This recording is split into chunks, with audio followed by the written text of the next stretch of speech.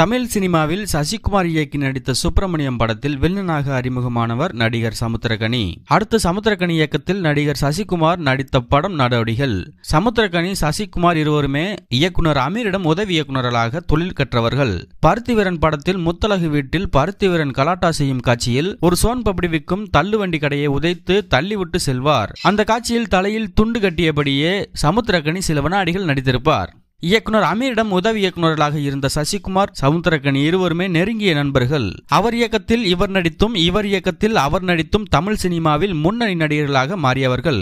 இப்போதும் இருவரும் 2-in-1 நடிக்கவும் செய்கின்றனர். படங்கள் இயக்கவும் ஆர்வம் காட்டி வருகின்றனர். அதிலும் இயக்குனர் நடிகர் சமுத்திரக்கனி தமிழில் மட்டுமில்லாமல் தெலுங்கிலும் நிறைய படங்களில் நடித்திருக்கிறார். சமீபத்தில் நந்தா பெரியசாமி இயக்கத்தில் சமுத்திரக்கனி நடித்த படம் திருமாணிக்கம். இந்த படம் தியேட்டரில் வெளியாகி பெரிய வரவேற்பை பெற்றது.